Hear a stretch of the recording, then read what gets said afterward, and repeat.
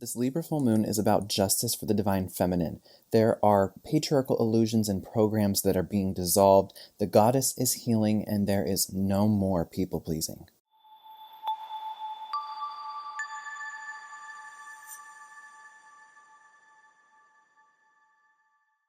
Hello, everyone, and welcome to this episode of the Hummingbird Arcana Podcast. I am Jo Hummingbird. I'm an Evolutionary Astrologer, Usui Reiki Master, and a Tarot and Oracle Specialist. Today, I am here to bring you an episode all about the upcoming Libra Full Moon that we have happening this Wednesday on April 1st at 9:12 p.m. Central Standard Time. This is our first full moon of the Zodiacal New Year, so happy Astrological New Year to everybody. I hope that it has treated you well so far wherever you are in the world. And this is also a very powerful Venusian, sensual, very not just powerful in the sense of redundancy, but there is genuinely a force of peace and calm and tranquility.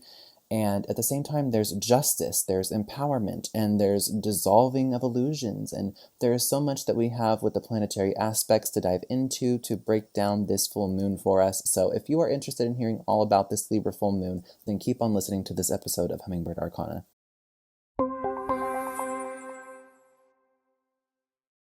Are you curious to see how this Libra full moon will activate your natal chart and influence your energy?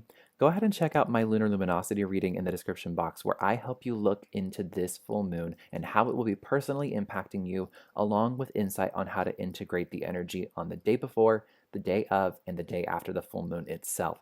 This is the perfect reading to get if you want to align your life with the natural cycles of the moon and work with her astrological archetypes. So head to the link in the description box or in the show notes to book your lunar luminosity reading with me for yourself. And now back to Hummingbird Arcana.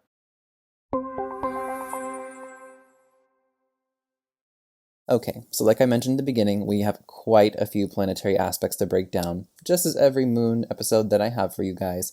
But with this one in particular, there are some super fun aspects. In my opinion, as an astrologer, they're fun just because I love seeing them in the sky. But this is also a full moon where I feel we were all going to actually have some time to breathe and to regulate ourselves, not just in a sense of regulation, self-help, LA culture type book reading, matcha drinking. Not that there's anything wrong with that, but if it goes too far, it goes too far. But this full moon is a lot more peaceful. This is a lot more balanced. This is obviously in the sign of Libra, which is the sign of the scales. This is the only inanimate object in the zodiac, and it is starting off our zodiacal year with a balanced frequency. It is asking us to call in balance. It is asking us to tune into the Venusian structure of operating. And luckily, this full moon is actually going to be a healthy Venusian moon. It's not going to be one that's horribly afflicted, and it's not going to be one where Venus is unhappy. Thank goddess herself, which is Venus. This is going to be so much better than some of the full moons that we have had recently, especially that Virgo full blood moon that we had, and the Leo full moon that we had, and that Cancer full moon that we had, and that Gemini full moon that we had. Oh my gosh, I feel like the last few months we have just had hit after hit after hit, and we haven't really caught a break. So I'm very, very happy to say that this is going to be a calmer full moon. Doesn't mean that there isn't going to be some crazy shit happening in the world, as always, especially in today's world with geopolitical conflicts and the like, so on and so forth. But let's go ahead and break down these aspects. So like I mentioned, this full moon happens at exactly 9:12 p.m. or 21:12 p.m., which is a palindrome number. And this is happening in the Central Standard Time Zone. So, of course, do your own time conversions, and then you won't have a palindrome. I'm so sorry. But at least in my time zone that I'm in, we will have a palindrome from a military time standpoint, where it is 21:12 on the clock. So it's the same number forward as it is backwards. And, of course, in the sign of Libra, where there's the scales, that is perfectly balanced. So I love that energy from a numerology and from a synchronistic standpoint. And to throw in another number 12, or with 1 and 2 here, the sun will be at 12 degrees Aries, opposing the moon at 12 degrees Libra. So there's a lot of 1 and 2, which then in numerology reduces to 3. That's a goddess number, the maiden mother crone, like that triplicity archetype. There's such a beautiful essence of the divine feminine resurgence happening in this full moon. It is so gracious, but it is also so sovereign. And I'm very, very happy about this full moon. If you can't tell by the excitement in my voice, I am just so grateful that we have a full moon like this happening right now. We all deserve it. We all need it, especially the divine feminine for everything that she has been put through by the patriarchy. But let's not waste any further time just, yapping.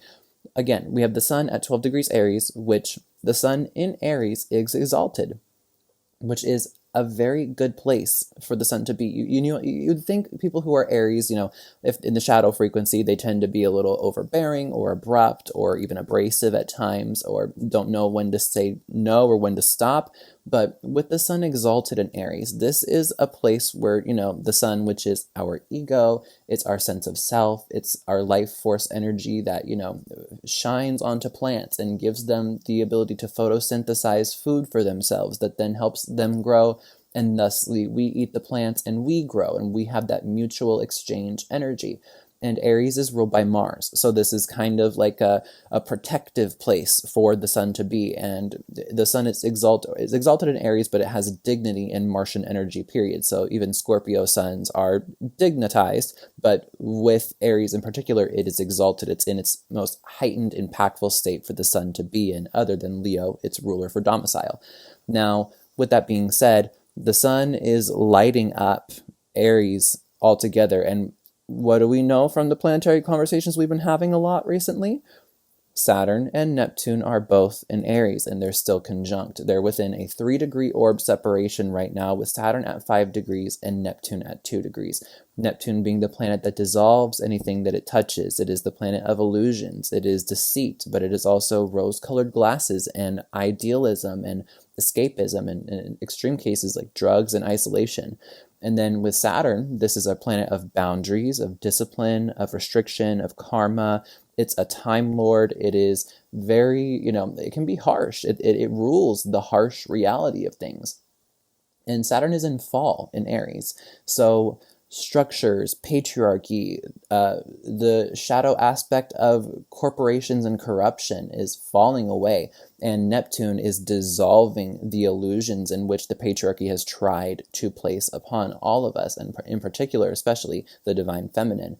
And with the sun in Aries, this is lighting this up even further. And with the moon over there in Libra opposing this, if we remember from the dignities and debilities, this is a very powerful place for the moon to be, because the moon is exalted in Taurus, but by default, that then creates dignity for the moon to be in a Venusian place, for it to be in goddess energy. So yes, the moon is in heightened goddess frequency in Taurus and in Cancer by domicile, and again, Taurus by exaltation, but it has dignity in the Venusian-ruled sign of Libra. So this is giving sort of the air sign, quote-unquote, masculine expression of feminine energy a place to structuralize herself, a place for her to fall apart into while still remaining in a powerful place of dignity, of balance, of harmony, and that's exactly what Libra represents. So with Libra also being the archetype in the tarot of the Justice card, this really gives the theme of, like I mentioned for the title of this episode, justice for the divine feminine.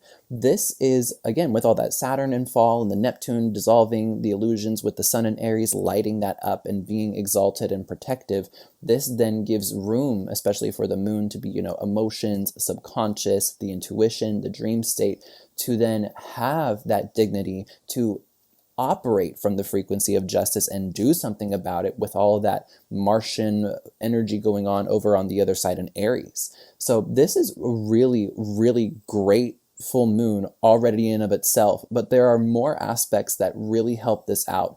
And the next of which being Venus, the ruler of Libra, and this Libra moon altogether will be in a sign of her domicile in Taurus.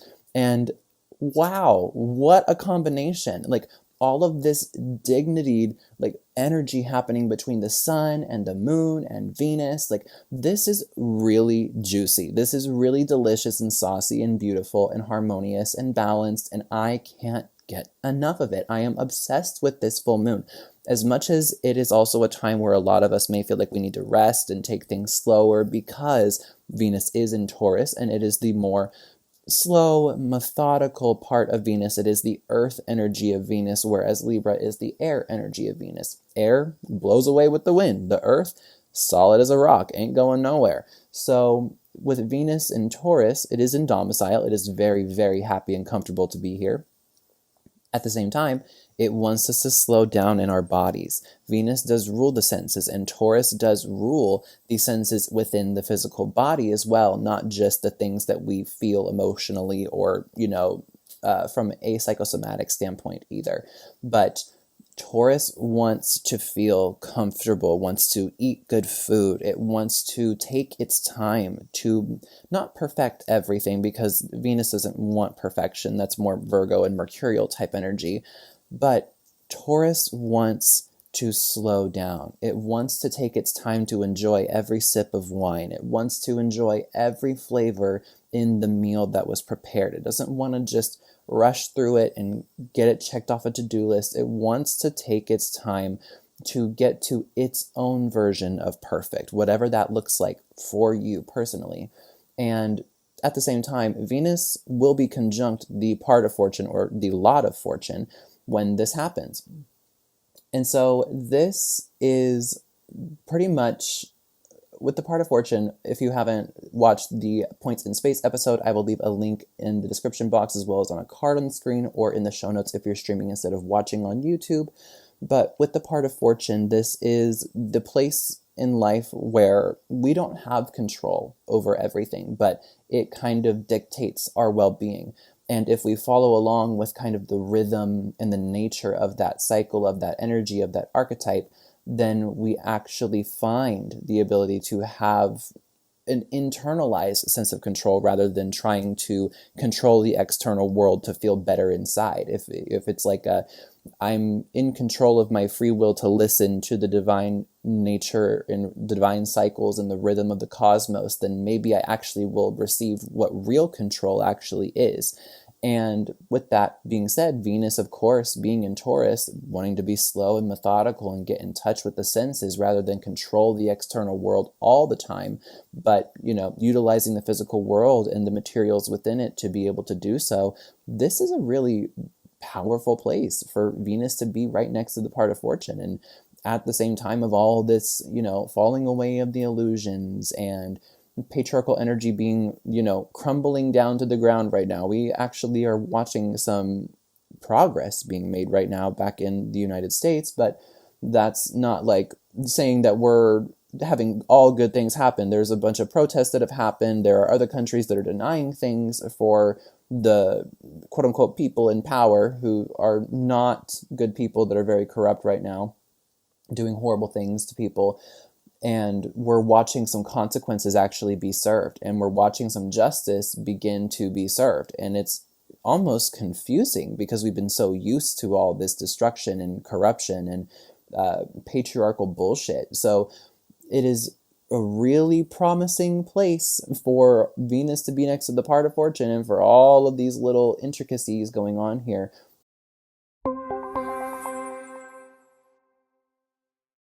If you're not sure where to start when it comes to booking a session, I feel you 100%.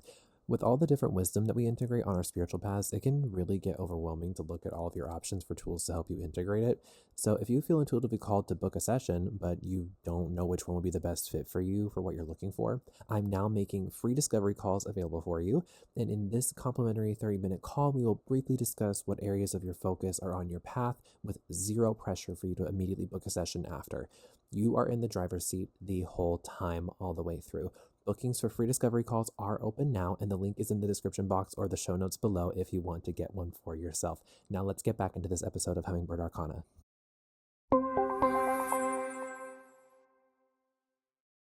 The next two I want to talk about here, we have two more aspects that I'll talk about before we get into some more of the themes of what's going on here.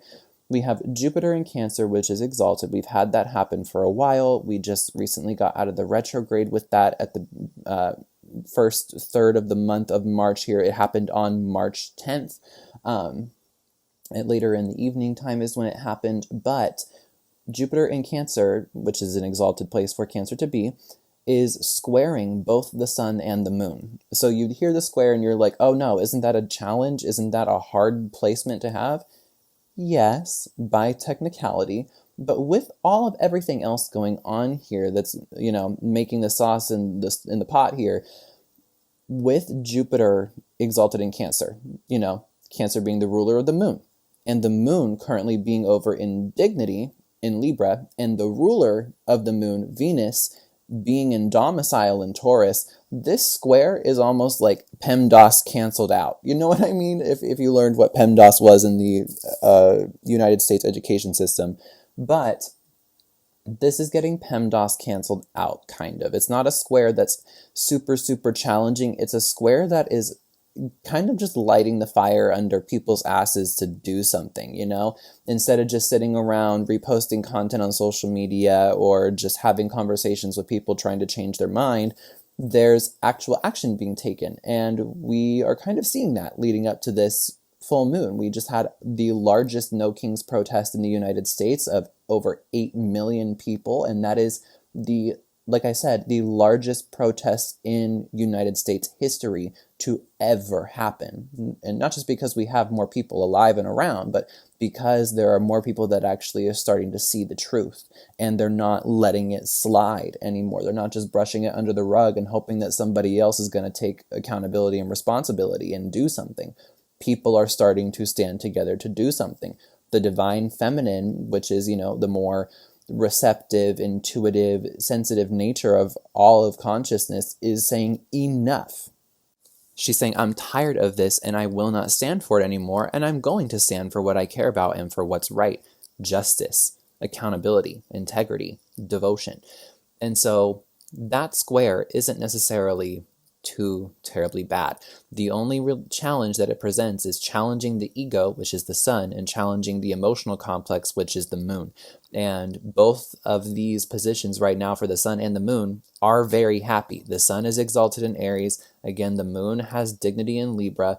The moon's ruler, Cancer, has Jupiter, an exalted planet over there. The ruler of the sign Libra, where the moon is, Venus, is over in its home sign of domicile in Taurus. Very, very, very good energy. Again, that's not to say that only good things are going to be happening in the world when this new moon happens, but we could likely see a huge breakthrough for justice being served to the divine feminine and to people at large. So the last aspect I want to talk about here is Mercury is finally direct in Pisces. Now, we have talked about Mercury in Pisces a lot as of the last couple of months because we had Mercury transit into Pisces, and then we had a pretty lengthy retrograde that just ended towards the tail end of March here within like the last week and a half or so from the time of recording this on March 29th, 2026. But this is finally direct, and Mercury, yes, is in fall and detriment both in the sign of Pisces. So this is Mercury's most depressed, most debilitated, most agitated, and seemingly isolated place, because Pisces is the last sign of the zodiac. It is isolation. It is the void. It is, kind of death in extreme cases. So this is kind of the place where the mind, Mercury, goes to die. This is the place where perfectionism goes to die. This is the final time that we're going to see Mercury transit through Pisces this year, and we are utilizing it with this trine to Jupiter in Cancer, where, Jupiter being the ruler of Pisces is exalted. And we've had that conversation already earlier with the whole Libra, moon ruler, Cancer, Jupiter exaltation conversation. Now, with Mercury trining Jupiter, this creates a support. Now, we already have all this very supportive energy from the exaltation of the sun in Aries, the dignity of the moon in Libra, and the domicile of Venus in Taurus, and Jupiter exalted in Cancer. But with Mercury trining Jupiter, the ruler planet of the sign that Mercury is transiting through, this is like alleviating some of, the depression or some of the mental health struggles or some of the just really dense, mucky, icky, dirty, emotional, psychological, spiritual energy that we have been experiencing throughout Mercury transiting through Pisces and with its retrograde. This is the goddess healing. This is any sacred feminine rage finding its safe place to be expressed and receiving justice. And this is saying the things that we truly feel without feeling guilty for it anymore, and no more people pleasing. So this is a really beautiful time. Honestly, I don't, obviously we are not, that's not saying to be like, oh, okay, the world is in a better place and we're all doing great. No, by no means. We are in a very shitty timeline right now collectively, and we are ascending out of it. We are alchemizing out of it. We are trying our hardest to see the truth and to take aligned action from that place. And with that being said, progress gets made when that happens, when there is friction, when there is tension, and that lights the fire under people's asses to do something to create change. Now, with all of this supportive goddess, Venusian, exalted energy all over the place, this is giving everybody sort of a spiritual timeline upgrade to be able to have the capacity to do this. And, this kind of ties in very loosely to that whole New Age spirituality concept of the new earth. Now, I don't want to throw that out there and use that as like a woo-woo spiritual bypassy type way, but I do intend to use that terminology for the sake of we are building a new earth. And if we don't, then we will stay stuck. If we don't change the systems in which have failed us for millennia, then we will not advance, and we will not heal the planet, and we will not heal ourselves nor each other. We will not heal the wounds that perpetuate our division. We will not heal the wounds that perpetuate the internal war that we create with ourselves that then reflects itself outside of us because we refuse to let it go. So with that being said, there is so much hope that this full moon can give us. There is so much room for the goddess to breathe, for authenticity of the soul to speak, not just authenticity in like a Leo and Aquarius self-expression type way, but in the Venusian, Lunarian, Jupiterian, Martian way of protecting that which is worth defending and loving it, and not necessarily loving fighting, but loving protecting what is worth protecting. Not in, again, the sense of creating conflict for the sake of creating conflict and, again, perpetuating division, but rather because there is integrity and there is devotion and there is aligned intention behind doing what is right and doing what is needed for not only the self, but for the other and for the collective.